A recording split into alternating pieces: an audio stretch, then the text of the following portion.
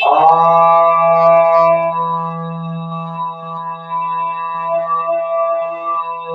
नमः शिवाय।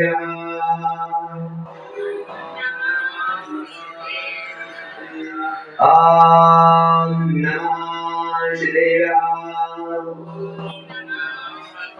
ओम नमः शिवाय। मंगलमय मंगलकरण वेदरागी विज्ञान नमो ताय जाते भये अरिहंतादिमां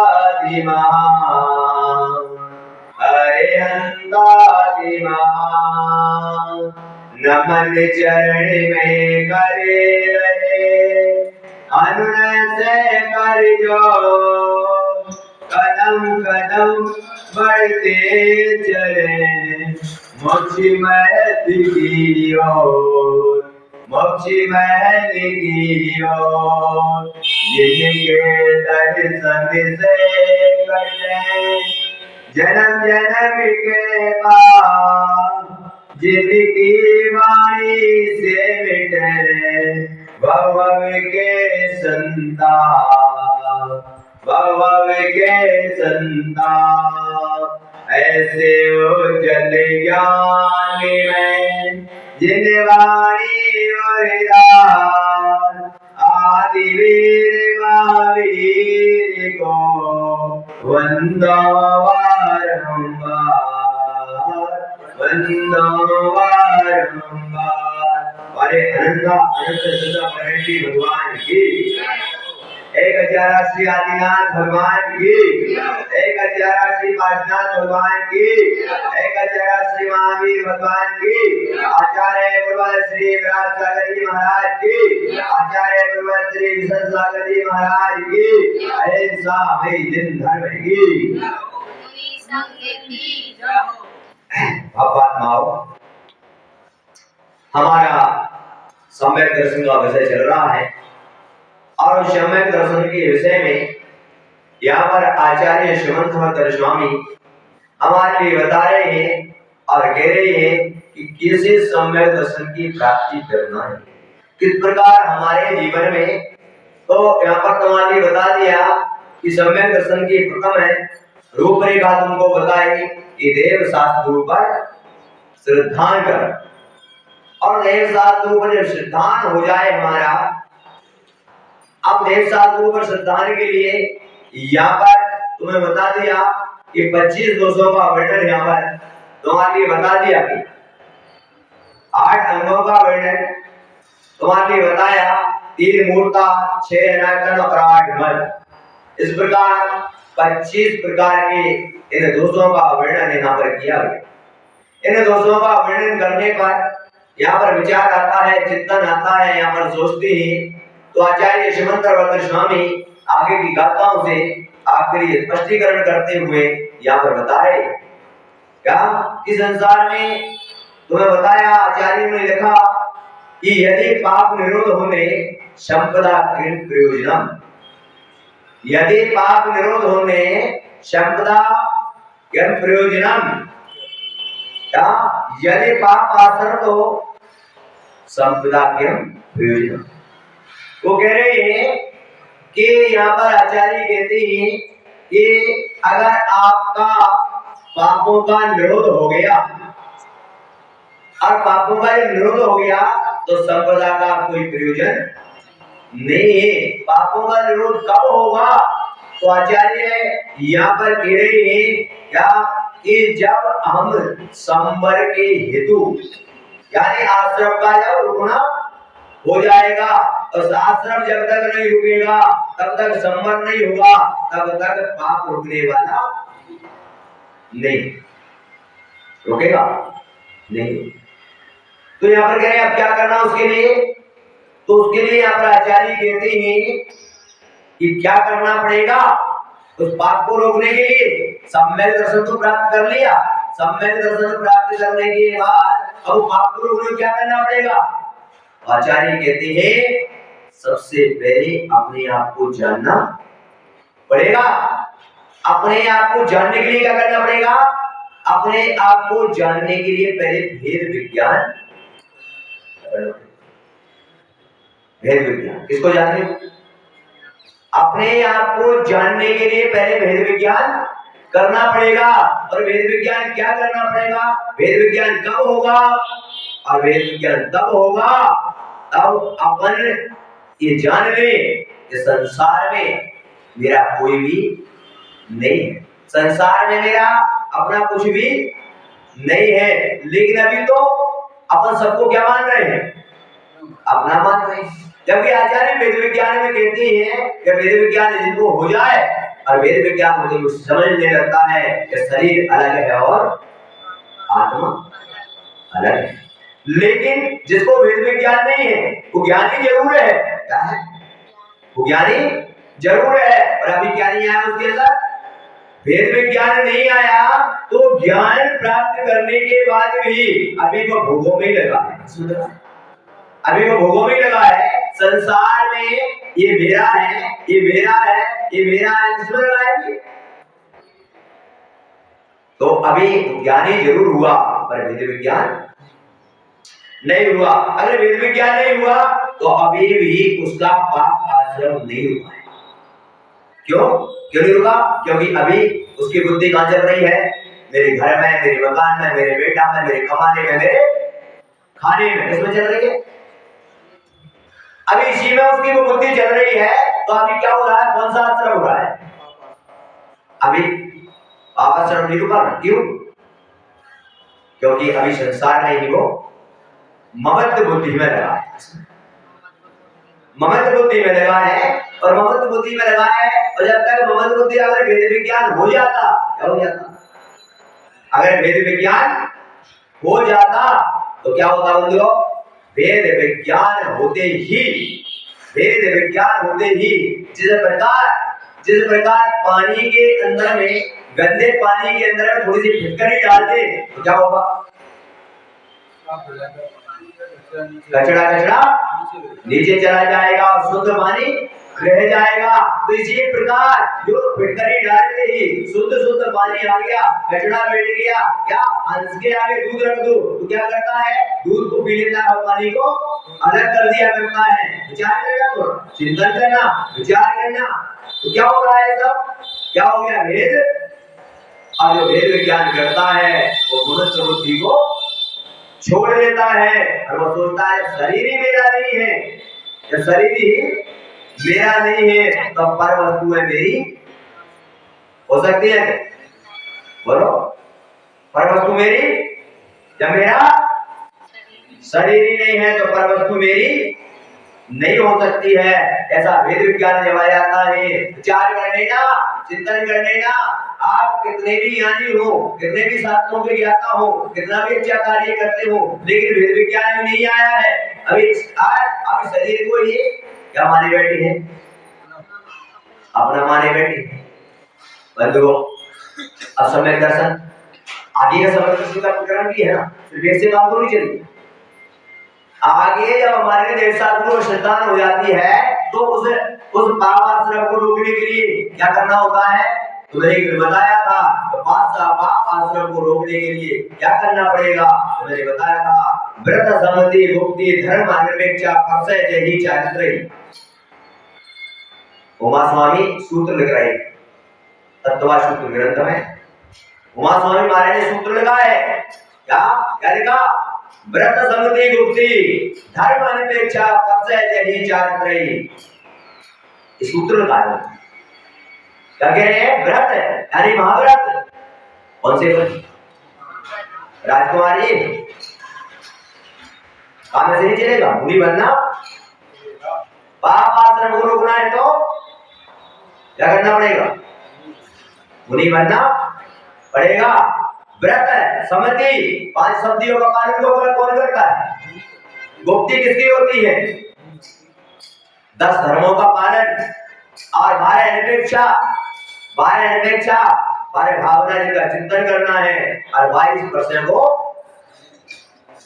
ऐसा चारित्र को जो धारण करता है, ऐसे चारित्र को जो धारण करके तब क्या करता है? वो पाप आश्रम को रोकता है। अरे पाप आश्रम रुक जाता है, संवर जब हो जाता है तो कर्मों की निर्जरा शुरू हो जाया करती है। बंधु विचार कर लेना, चिंतन कर लेना, जब तक हम इनको धारण नहीं करेंगे तब तक हम कितने भी ज्ञानी बन जाएं, कितने भी धनपति बन जाएं, कितने भी दानी बन जाएं, तब तक हमारा आश्रम रोक नहीं सकता।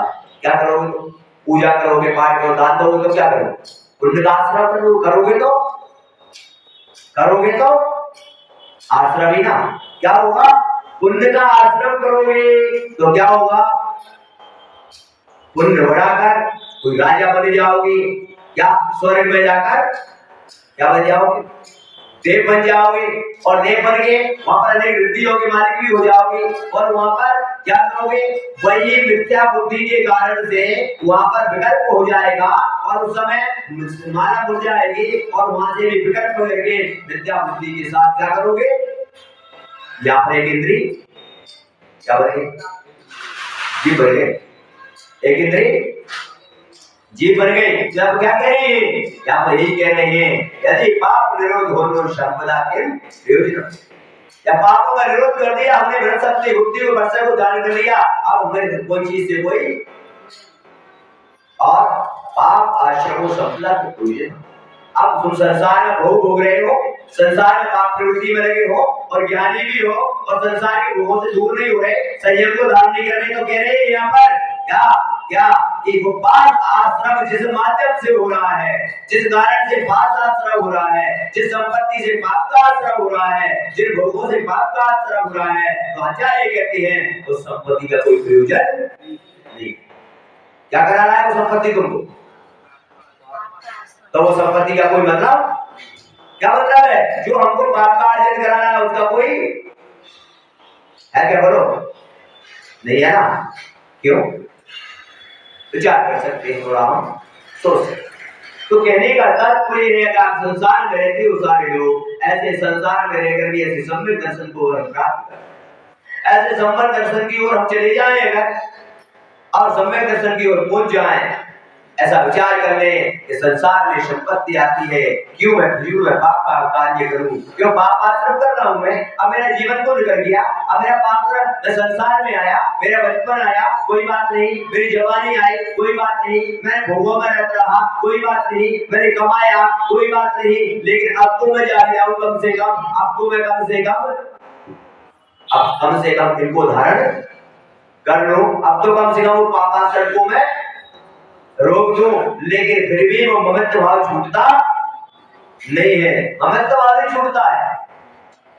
ये तीन चीजें बड़ी खराब, एक मोह, एक ममत्व भाव और एक अपनत्व भाव। क्या है? ममत्व भाव और अपनत्व भाव। ममत्व माने मेरा है, अपनत्व भाव माने सब अपने हैं, कौन है?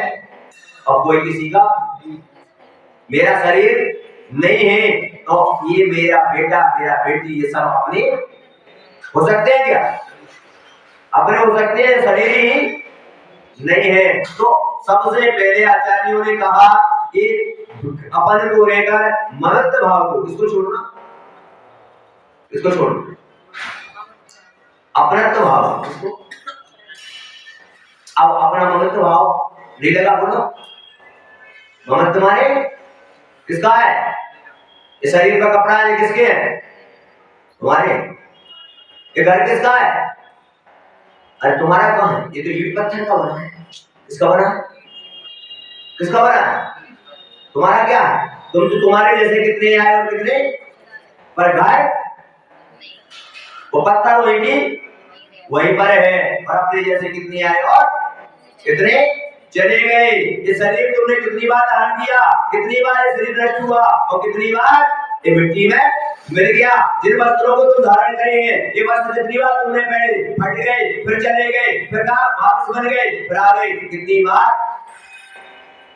मेरा कुछ भी क्या है बताओ? है कुछ?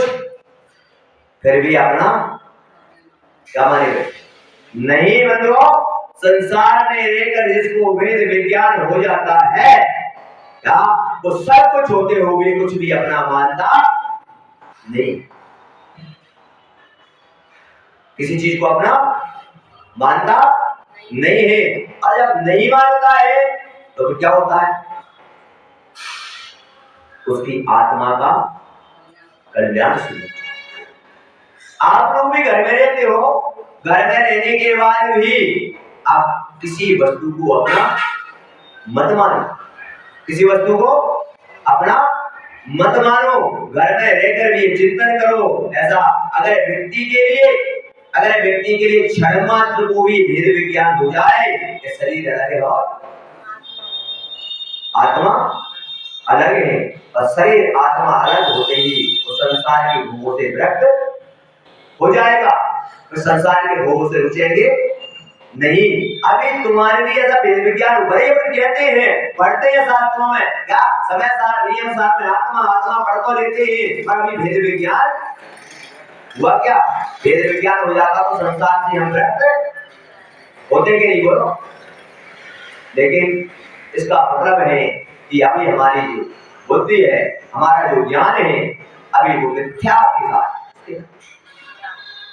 बंधु, ऐसे सम्यक दर्शन का यहाँ पर आचार्य वर्णन कर शास्त्रों के अंदर में जब हम देखते हैं, विचार करते हैं, जाते हैं, तो बड़ा बड़ा चिंतन आता है, बड़ा बड़ा विचार आता है। और बड़ा विचार आने पर कभी कभी तो विचार आता है कि कभी कभी तो हम पढ़ते हैं और पढ़ने में विचार आता है, कैसे कैसे शास्त्रों में उदाहरण आती है, क्या इस प्रकार आदमी को सम्यक दर्शन आ जाता है, इस प्रकार की बात आ जाती है, इस प्रकार का बात आता है कि अपने लोग तो सब ज्ञान रखते हैं, सब पढ़े लिखे हैं, लेकिन बात में विदित आती है और चिंतन में आता है, विचार में आता है, क्या ये एक संत महात्मा अपना ध्यान कर रहे और ध्यान करते समय बैठे हुए जंगल में एक वृक्ष के नीचे, और वृक्ष के नीचे बैठकर अपनी चेतन आत्मा का चिंतन कर रहे, अपनी परमात्मा बनने के लिए अपनी उस आत्मा का क्या पाप आश्रम रोककर इन व्रत और शांति मुक्तियों का पालन करते हुए और 22% को क्या कर रहे थे?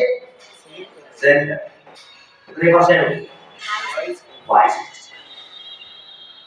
और 22% को सहन करते। अब परसे सहन करने का मतलब ध्यान रखना बुद्धिजीवियों कि नियम, अगर किसी साधु का कोई नियम है और नियम में अगर किसी प्रकार का उपाधि कर रहा है, क्या वो क्या है? अब आपका महाराज तो मैं तो गुस्सा नहीं करनी चाहिए, अरे मेरे नियम टूटे तो क्या करूं? वो नहीं, गुस्सा का मतलब परसा सहन करने का मतलब है क्या? परसा सहन करने का मतलब जब मेरे ऊपर कोई उपचार कर रहा हो तब मैं उसको अगर पर मेरी अगर क्या मैं दोष कर रहा है तो उसका पालन भी मुझे करना पड़ेगा। और पालन करने पर अगर उसके बाद भी अगर हमारे जीवन में विकल्प आता है तो हमारा तपस्या कर रहे एक व्यक्ति वहां पर पहुंचता है और एक गमछा लपेटे हुए एक फटी पुरानी सी बनियान है और अपने उस जानवरों को ले जाता है चराने के लिए, और वहां पहुंचता है, देखता है कि संत महात्मा है, जब आता हूं जब ऐसे ही बैठे मिलते हैं, क्या खाने पीने को इजाजत नहीं है, और वो रोज देखता था और वहां पर आके बैठ जाता था। क्यों? कि जहां पर बैठे हुए थे एक वृक्ष लगा, छाया थी, वो लड़का भी वहीं आकर बैठ जाया करता था और बैठा बैठा लड़का विचार कर रहा, चिंतन कर रहा। अब एक दिन क्या हुआ कि महाराज लोग थे, अब महाराज तो उनका नियम था कि 7 दिन में जाना है या 15 दिन में जाना है या एक माह में जाना है यार के लिए, क्या जब महाराज का जो नियम था तो आज का चलिया का हुआ, तो महाराज ने वहीं पर उठाया पीछे कमंडल और कमंडल से शुद्धि की और चल दिए कहां पर? आर के लिए। लड़का जो था उसने कहा कि मैं भी इनके पीछे पीछे चलता हूँ। लड़का भी चल दिया पीछे पीछे। क्या लपेटे था वो? गमछा लपेटे था और ऊपर बनियान पहना था, पीछे पीछे चला गया। महाराज नगर में प्रवेश हुए। अब महाराज जैसे नगर में प्रवेश हुए और वहां पर विचार करना, चिंतन करना, मैंने तो कई बार बताया है क्या कि सम्यक दृष्टि जीव जो होते हैं उनके घरों में सारी व्यवस्था होती है। उनके घरों में अगर एक गेस्ट रूम भी बना है, एक अपना रूम भी बना है, तो वहां पर एक आहारशाला भी होती है। किसके? सम्यक दृष्टि जीव के घर में क्या होती है? 8 साल। तुम्हारे घरों में तुम बेडरूम बनाते हो, क्या तुम गेस्ट रूम बनाते हो, स्टोर रूम बनाते हो, सारी चीजें बनाते हो, पर आहार का रूम कोई भी बनाता है क्या? नहीं बनाता।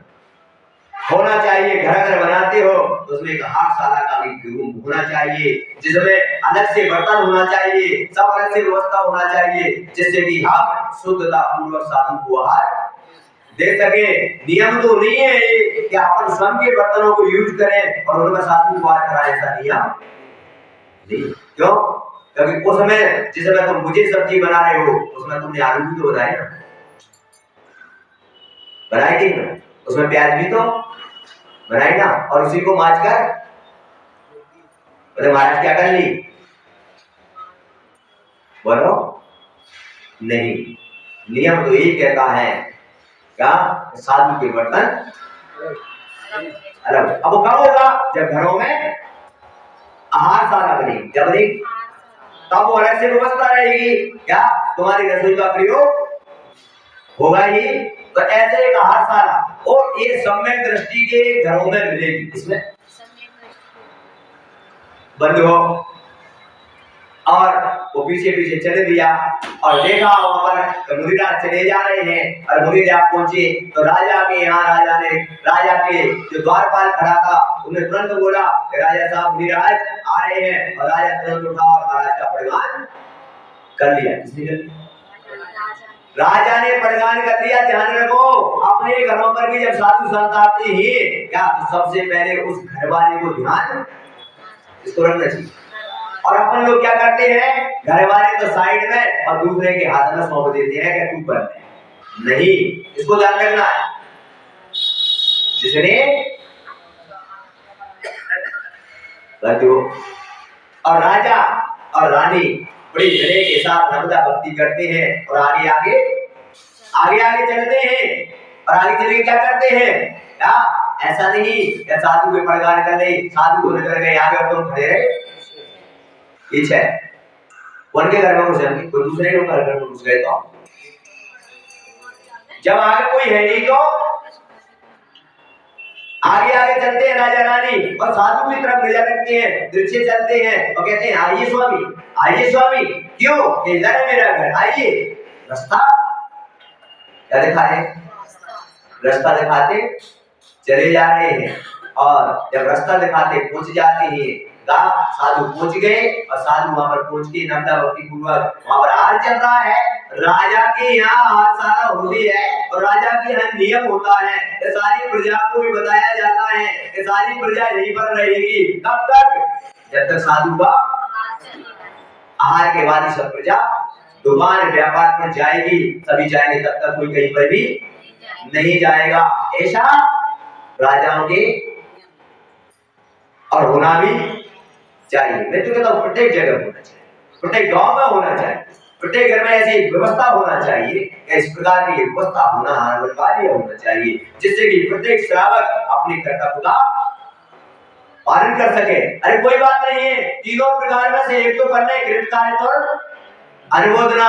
अरे यहाँ पर चौका नहीं लगा पा रहे, आर नहीं दे पा रहे, तो कम से कम महाराज के साथ चले, कम से कम दूर से खड़े होकर देख ले, उनका एक गिलास शुरू हो जाए बराबर, तो कम से कम अपने कुंद तो कुंद। अब राजा के हार होने लगा और वो लड़का भी पीछे पीछे चला गया। जब लड़का पीछे पीछे जा रहा था, बंधु विचार कर लेना, वहां पर पहुंच गया तो लोग जो बाहर खड़े उन्होंने सोचा क्या सफेद गमछा लपेटा था और उन्होंने सोचा कि महाराज के साथ अगर कोई,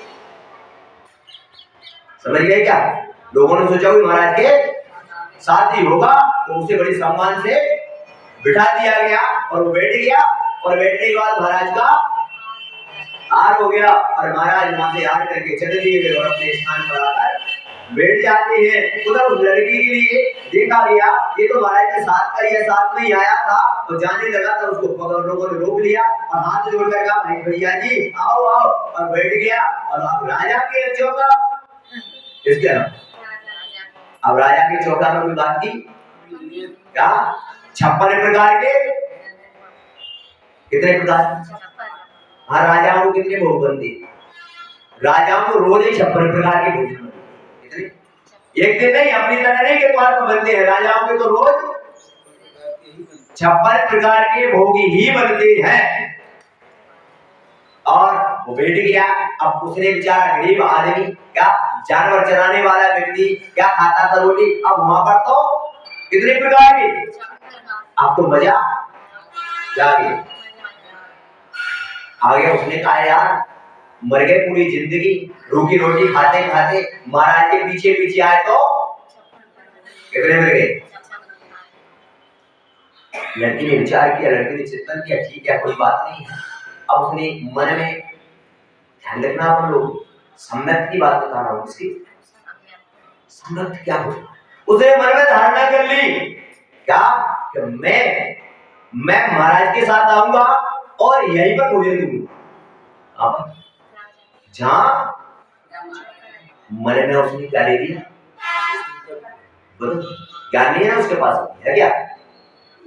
जानवर चराने वाला व्यक्ति लड़का, उसको ज्ञान भी नहीं है, लेकिन सम्यक दर्शन क्या आ गया, सम्यक दर्शन आ गया। उसने नियम ले लिया कि मैं महाराज के साथ ही आऊंगा और इसी चौकी में भोजन करूंगा, और नहीं मिला तो भोजन उसे ले लिया। अरे हम तो साधु हैं, तो पता नहीं नियमों का पालन करेंगे, लेकिन एक साधारण लड़की ने भी ले लिया। और वो वापस पहुंच जाता है, और पहुंचकर देखता है, विचार करता है। दूसरे दिन पहुंचा, महाराज तो बैठे हुए थे, अगर महाराज को हमारे को जाना ही नहीं है, क्या महाराज को तो बात चल रहा है। और वो लड़के ने देखा, लड़के ने कहा यार मामला गड़बड़ है तो। महाराज उठने का नाम ही नहीं ले। बस व्यक्ति ने सोचा भूख लग रही है, क्या लग रही है, और भूख जब लग रही है उसने देखा, विचार किया, महाराज ध्यान में बैठे हुए, महाराज तो महाराज होते हैं। तो लड़के ने कहा क्या करना चाहिए, अब कैसे क्या करें। तो लड़के ने कहा गमछा को उतारो और बनियान को उतारो, और दोनों उतारे, हमारे साइड में पत्थर से दबा के रख दिए। भी महाराज के पास चबूतरा पर बैठे, क्या रखने के बाद उसने विचार किया और महाराज के पीछे कमंडल उठाए और चल दिया। पूरे नगर में हजारों पचासों चौका लगे, लेकिन नियम क्या था कि मैं राजा के, और राजा का चौका उस दिन नहीं लगा। क्यों, राजा है कहीं बाहर, वो चक्कर लगा के आ गया, लेकिन किसी भी चौकी में नहीं गया। वहां पर भी सब कुछ कर रहे क्या, लेकिन उसका था कि मैं भोजन करूंगा तो लौट कर आ गया। अब पेट में तो लग रही क्या, क्यों, कभी वो उसने कभी ना उपवास किए ना कुछ जाना, वो तो बेचारा, लेकिन उसने बोला नहीं, और वो भूखा रह गया। उसने नहीं खाया, बोले खाऊंगा तो, और चल दिया उस दिन। और चलने के बाद वहां पर विचार करता है, दूसरे दिन चला जाता है, और दूसरे दिन जाने के बाद बैठ जाता है कि जाऊंगा, चलता है। अब इधर देखते हैं क्या, साधु महात्मा जो थे वो देखते हैं, और उन्होंने देखा ये भव्य जीव निकट जीव है, और इसकी आयु भी पूरी होने वाली। और सब उसने विचार किया, भूख से नहीं हुई, एक दिन दो दिन करेगा उससे भूख। उसने कहा यार लज्जे चक्कर है कि महाराज को उठने का नाम ही नहीं लेते, तो बैठ गए, और वहां पर मुझे मिलता नहीं, और मैंने ले लिया। उसने कहा यार छोड़ो छाड़ो, अपने गमछा लपेटो और बनियान करो अपने घर। अच्छा, और जैसे ही देखा महाराज ने, तो गमछा और छुड़ा लिए, रखने के बाद उसको संबोधा गया, और उसको संबोधते ही तो सम्यक दर्शन उसके अंदर था कि 2 दिन तक उसने कुछ भी ग्रहण नहीं किया। एक छोटा सा उसने भी अपने जीवन में संकल्प कर लिया, क्या कर लिया, और वो संकल्प कितना बड़ा उसके जीवन में, उसके लिए फलदायी हो गया। कि तुम्हारे जीवन में कोई संकल्प है, तुम्हारे जीवन में किसी प्रकार का कोई संकल्प लेते हो तुम, नहीं लेते क्या। आप कोई छोटे छोटे नियम भी लेते हैं कि नगर के अंदर में कोई संकल्प है तुम्हारा, क्या ये हम रोज अभिषेक करेंगे, है संकल्प, रोज पूजा करेंगे, है संकल्प, तुम्हारा किसी का नियम है, संकल्प है कि रोज आहार देंगे, रोज हम यज्ञ करने जाएंगे, रोज हम प्रवचन सुनने जाएंगे, ऐसा कोई भी संकल्प हमारा, ये सम्यक दर्शन क्या है, और सम्यक दृष्टि ही उसका पालन कर पाता है, क्या मिथ्या बुद्धि के साथ उसका पालन नहीं कर पाता है। क्यों? क्योंकि विद्या बुद्धि के साथ वो ऐसा संकल्प इसलिए नहीं करता है तो उसे संसार की वस्तुएं दिखाई देती है, संसार में ममत्व भाव दिखाई देता है, अपनत्व भाव दिखाई देता है, संसार में उसको भोगों की प्रवृत्ति दिखाई देती है, इसलिए वो संकल्प कर पाता है नहीं कर पाता इसके कारण से। और उसने ऐसा विचार किया, महाराज ने कहा नहीं, और महाराज ने जैसे ही उसको बताया उन्हें पीछे कमंडल के ले लिया।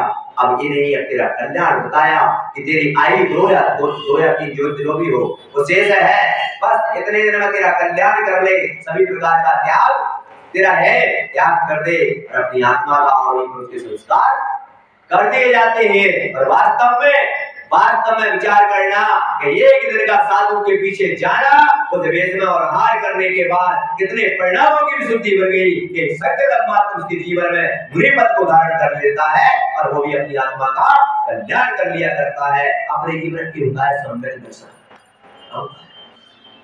ऐसा सम्यक दर्शन हमारे अंदर भी आना चाहिए कि बोलो, ऐसा सम्यक दर्शन हमारे अंदर भी आना चाहिए। और जब मैंने शास्त्र के अंदर पढ़ता हूँ, शास्त्र में गाथा पढ़ी और जब रत्नगढ़ समाचार की गाथा पढ़ी गई आगे तो उसमें लिखा क्या, सम्यक दर्शन संपन्नमपि मातंग देहजम।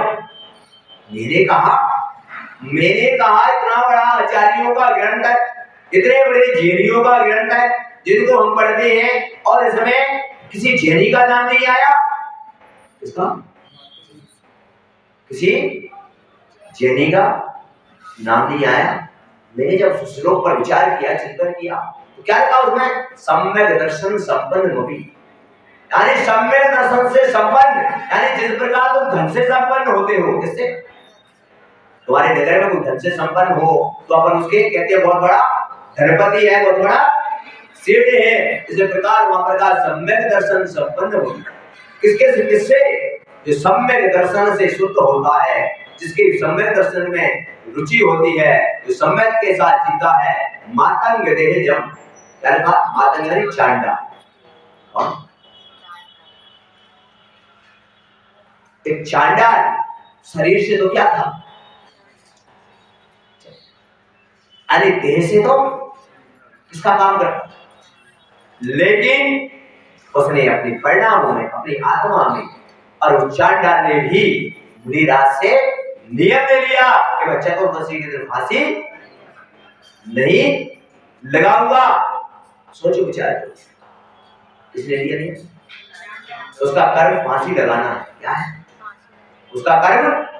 फांसी लगाना है, लेकिन उसने भी नियम ले लिया, और नियम लेने के बाद उसने निश्चय कर लिया कि मैंने मुनि के सामने नियम लिया है, किसी भी हाल में मैं नियम तोड़ूंगा नहीं, चाहे मेरे प्राण चले जाएं। पर हम कहते हैं क्या कि प्राण बच जाए, धन बच जाए, नियम टूटे तो कोई परवाह नहीं है।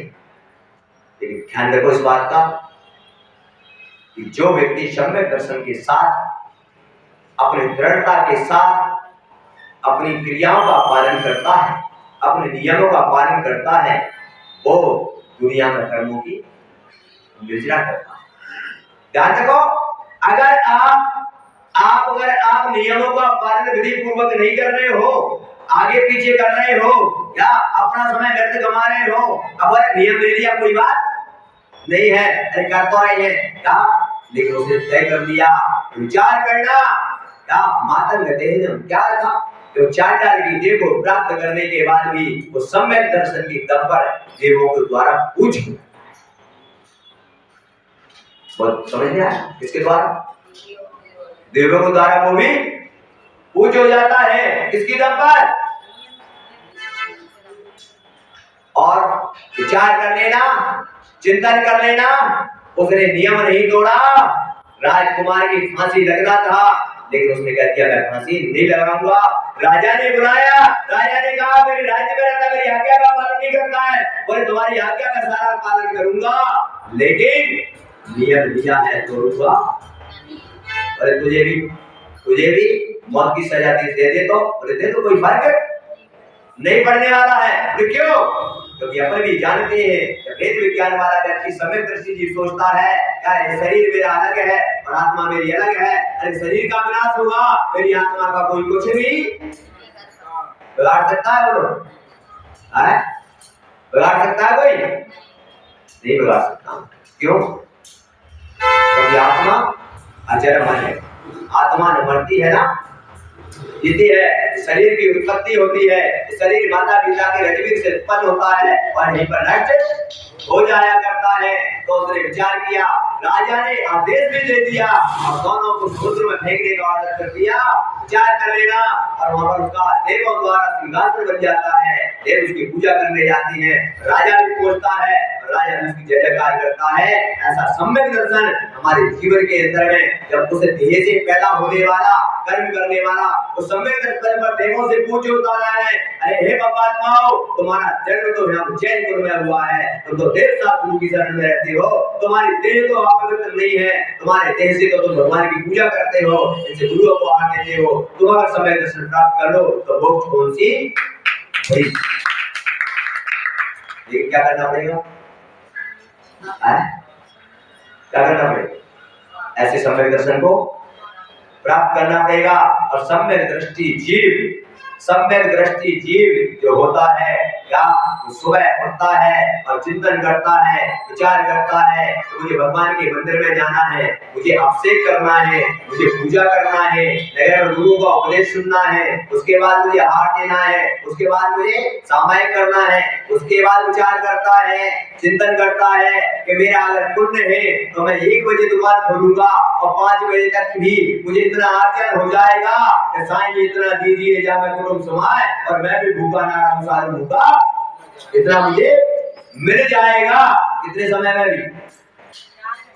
4 घंटे में भी इतना मिल जाएगा। और शाम को भी मैं दिन में अपना भोजन करके मंदिर जाऊंगा, वहां सामायिक करूंगा, भगवान की आरती करूंगा और गुरु विराजमान है तो उनकी भैया भक्ति भी कर लूंगा। और इतने समय में ही वो सम्यक दृष्टि जीव इतना आर्जन कर लेगा कि वो आराम से अपना जीवन क्या करेगा? कर लेगा। क्यों? क्योंकि उसके पास सम्यक दर्शन है, और सम्यक दर्शन है तो वो पुण्य पाप को भी जानता है कि नहीं जानता? अब मेरा पुण्य होगा तो मिल जाएगा, और पाप का अगर आश्रम चल रहा है तो मैं कितने भी उपाय कर लूं फिर भी मिलने वाला। ऐसा सम्यक दृष्टि जीव क्या करता है? विचार करता है, ऐसा चिंतन करता है, ऐसा सोचता है। तो विचार कर लेना, अपने सम्यक दर्शन की इस प्राप्ति करने के लिए हमारे लिए यहाँ पर ऐसा विचार करें, हम ऐसा कोई भी कार्य करें, ऐसा कोई भी सम्यक दर्शन लाएं क्या कि अपने अंदर में ये विश्वास हो जाए, इसके अंदर में स्वयं के अंदर में ये विश्वास हो जाए, दृढ़ विश्वास हो जाए क्या कि वास्तव में मेरा कुछ भी नहीं है संसार में, मेरा अपना शरीर भी नहीं है, मेरी तो सिर्फ आत्मा है। और आत्मा को गुणों को प्रकट करने के लिए, उस आत्मा का कल्याण करने के लिए ऐसा चिंतन कर लेना कि मात्र ज्ञान से काम नहीं चलेगा मुझे, क्योंकि सम्यक दर्शन तो 4 गतियों में प्राप्त, सम्यक दर्शन तो 4 गतियों में प्राप्त हो जाता है। नरक में भी हो जाता है, त्रिंज में भी हो जाता है, मनुष्य में भी और देवगति। लेकिन ध्यान रखना, सम्यक दर्शन की उत्पत्ति तो हो जाती है, लेकिन ध्यान रखो अपने जीवन में कि मनुष्य जन्म एक ऐसा जन्म है जहां पर 4 को धारण किया जाए। कौन करता है? देव भी संयम को धारण नहीं कर सकती, कर सकते हैं क्या? देव भी संयम को धारण नहीं कर सकते, त्रिंज गति का जीव भी, और नरक वाले तो सवाल तो कौन धारण कर सकता है? सिर्फ एक मनुष्य ही है जो चारित्र को धारण करता है, संयम को धारण करता है। इसलिए हे भक्तात्माओ, तुम्हें मनुष्य जन्म प्राप्त हुआ है, बड़े मुश्किल से मनुष्य जन्म मिला है। 84 लाख योनि में, 84 लाख योनि में ध्यान रखना, चूक लाख कितनी मनुष्य योनि के मिलती है, जिसमें से आपको 16 भाव शास्त्रों में 8 का वर्णन आता है, कि 16 का आता है। क्या 16 भाव यहाँ पर ये मनुष्य के मिले हैं, बाकी सब मरे खंड में चले गए। इसमें मरे खंड में मनुष्य मरे, वहां धर्म होता ही नहीं है, वहां तो भक्तिया का मांस बच्ची बने और जीवन में खाया पिया। और तो ये जन्म तुमको मिला है इतनी योनि के बाद, और यहाँ पर मिलने के बाद तुम्हारा कितना परम सौभाग्य है, कितना बड़ा पुण्य है तुम्हारा। मैं तो कहता हूँ पता नहीं कितने जन्मों का पुण्य तुम्हारा एकत्रित हुआ है, तब तुम जैन कुल में ऐसे नहीं आ गए। कई जन्मों का पुण्य एकत्रित किया है हमने, अब जाकर यहाँ पर हमको जन्म प्राप्त, और जन्म प्राप्त करने के बाद देव शास्त्र गुरु की शरण प्राप्त हुई है, और इनके चरणों में रहकर, उनके चरणों में रहकर भी जहां पर ऐसे ऐसे जीव, जहां पर ऐसे ऐसे जीव जो मिथ्या से परिवर्तन होकर राजा फ्रेडिक जैसे जीव भगवान के पाद मूल में सम्यक धारण कर लेते हैं, और वहां पर विचार करो थोड़ा, अरे तुम भी कितने सौभाग्यशाली जीव हो कि तुम तो मिथ्या में पैदा भी नहीं हुए, तुम तो जैन कुल में पैदा हुए हो, और तुम्हारे लिए देव शास्त्र गुरु की शरण भी आसानी से मिल रही है, और इनके पाद मूल में भी आकर हम सम्यक को प्राप्त नहीं कर पा रहे, क्या संयम को धारण नहीं कर पा रहे, तो कब होगा अपना कल्याण, कब होगा? ये सौभाग्य हमको प्राप्त हो रहा है कि भगवान का समोषण भी यहाँ पर लगा है, और गुरु भी यहाँ पर विराजमान है, और उनके चरणों में, उनके पाद मूल में आकर अगर हमको नियम संयम व्रतों को धारण नहीं कर पा रहे हैं, हमारा भाव नहीं बन रहा है, विचार करो थोड़ा। अच्छा स्मृति कैसे मैं पढ़ने वाले समय को प्राप्त हो, विचार करो थोड़ा, चिंतन करो थोड़ा। ऐसा सम्यक हमारे लिए लाना है, और ऐसे सम्यक को लाने के लिए बताओ तुमने अभी तक क्या किया? कोई बात नहीं। जिस प्रकार तुम्हारा जन्म कैसा हुआ, कैसे आया तुमने धरती पर? कपड़े पहन के आए क्या? संगीतकारी कपड़े पहन के आए क्या? जब पैदा हुए तो कैसे आए? आए? आए? अरे सत्ता पहन के आ गया और गुरु भरोसे को पंचकार जैसे हमारे, तो यहाँ पर विचार करना, चिंतन करना, यहाँ पर सोचना क्या कि कर्म क्या कहता है तुमसे?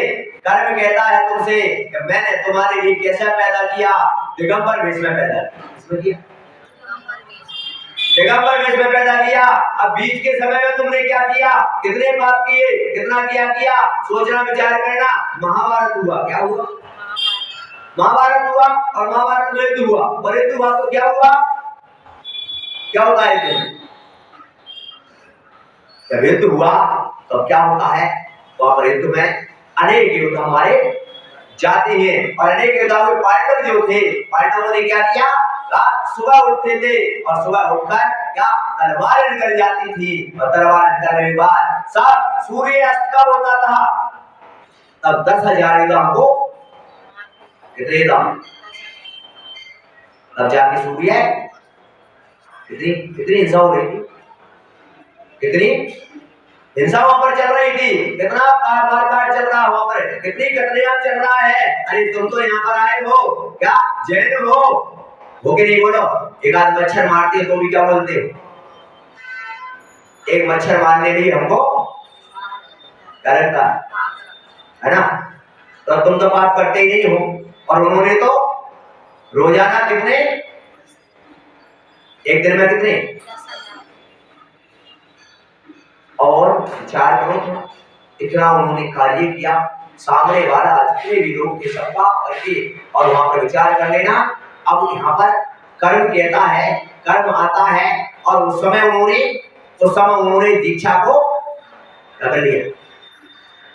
5 पांडवों ने क्या ली, और द्रौपदी ने भी उन्होंने दीक्षा को धारण कर लिया और दीक्षा धारण करने के बाद वहां पर वो मुनि बन गए। मुनि बनने के बाद तपस्या करने लगे, तपस्या में लीन हो गए और जब उनका समय आया, जब उनका कर्म आया, वो कर्म आया, यमराज आया, तब किसी ने कह दिया उस समय, क्या कर रहे हो तुम, क्या कर रहे हो, इनके लिए स्वर्ग की प्राप्ति और मोक्ष की प्राप्ति कैसे हो रही है? इन्होंने तो कितनी हिंसा की है,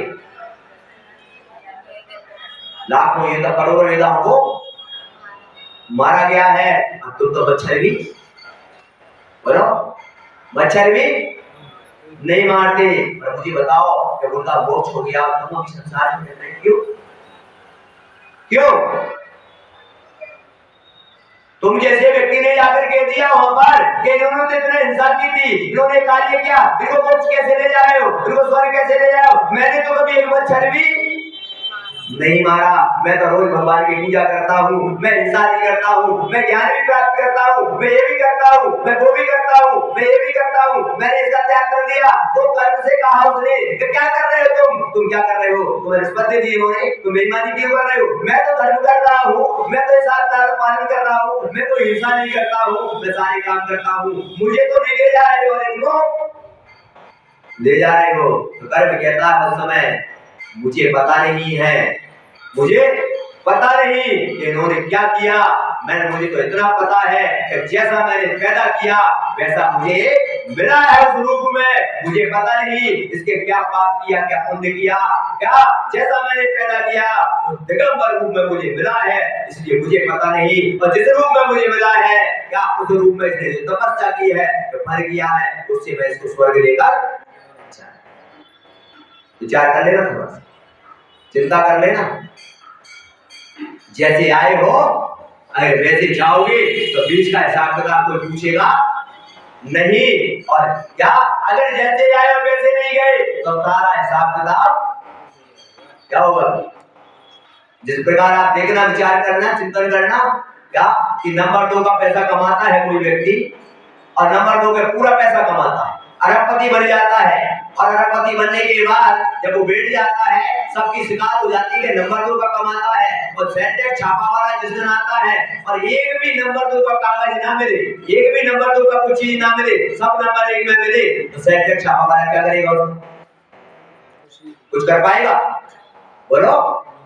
जब ये पता है कि बीच में सारा पैसा इसने, लेकिन जब पकड़ा गया तो सब कैसा पाया गया, तो उसका कोई कुछ नहीं बिगाड़ सकता है। ध्यान रखना अपने जीवन में। क्या तुम भी कई बार देखते हो कि जज के सामने बैठे हो, सामने कोई व्यक्ति ने किसी को मार दिया और वहां पर कोई गवाह सबूत नहीं मिला तो क्या होगा? बच जाएगा। क्यों? इसी प्रकार से हम अपने जीवन में, हमारा जन्म हुआ है उस रूप में, बीच में आपका बचपन आया, आपने क्या किया मुझे पता नहीं है, जवानी में आपने क्या पाप किए मुझे पता नहीं है, लेकिन लास्ट में आप मुनि बन गए, दिगंबर रूप में बन गए, साथ तुम्हारा खाता खत्म और तुम्हारे लिए स्वर्ग की प्राप्ति। क्या तो जितने भी हमने पाप किए क्या मुनि बनते ही सब क्या हो जाए? बंधु, तो जैसे आए हो लास्ट समय में क्या करना है? लास्ट समय में मुनि भर के दीक्षा लेके अपने जीवन का, आत्मा का कल्याण कर देना। क्या तुम भी आज का भर जाना, क्या कल्याण कर लेना। अरे सीता ने लास्ट में आज का फल को धारण किया तो स्वर्ग में जाकर स्त्री प्रयाग छेद करके पृथ्वी पर के बैठ गई जाकर। क्या पूरे जीवन क्या किया उसका हिसाब किताब किसी ने नहीं। तुमने क्या किया, तुम कहाँ रही, तुम क्या क्या कोई हिसाब किताब नहीं हुआ। आदमी में दीक्षा ले ली और स्त्री पर्याय का क्या कर लिया, छेद कर लिया। बंधुओं मेरा आपसे निवेदन है, मेरा आपसे अनुरोध है बाबात्माओ, मैं आपसे यही कहना चाहता हूँ कि अगर जीवन का कल्याण चाहते हो, जीवन में अगर कुछ अच्छा चाहते हो, या इस सम्यक दर्शन के साथ भेद विज्ञान सीखिए। और सम्यक दर्शन नहीं आएगा तब भेद विज्ञान में कहां से आएगा?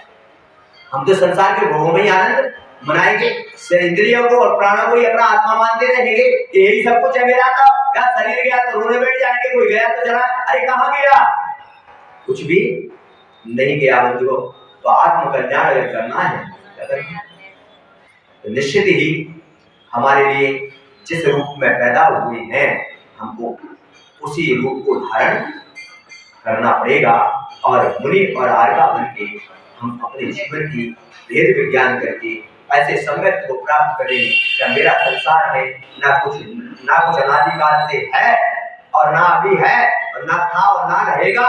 मेरी सिर्फ आत्मा है या वही मेरी है, बाकी तो संसार की वस्तु अनादिकाल से मुझे मिलती है और छूट जाती है। क्या संसार में अनेक बार मुझे बेटा मिला, बेटी मिली, अनेक बार पत्नी मिली, धन मिला, दौलत मिला, ये तो क्या मिला, राजा बना तो हजारों स्त्रियां मिली मुझे, फिर भी मेरी तृप्ति नहीं हुई। हजारों पुत्रों को जन्म दिया फिर भी मेरा कोई काम नहीं आया। अरे मेरी तो आत्मा है, ऐसा भेद विज्ञान ऐसा सम्यक प्रकट कर देती है क्या तो जीवन का कल्याण हो जाया करता है। तो आज इतना ही आप लोगों के लिए कि आज के जीवन का कल्याण करना है तो ऐसे सम्यक की प्राप्ति करने के लिए हम भी ऐसे संकल्पबद्ध बने।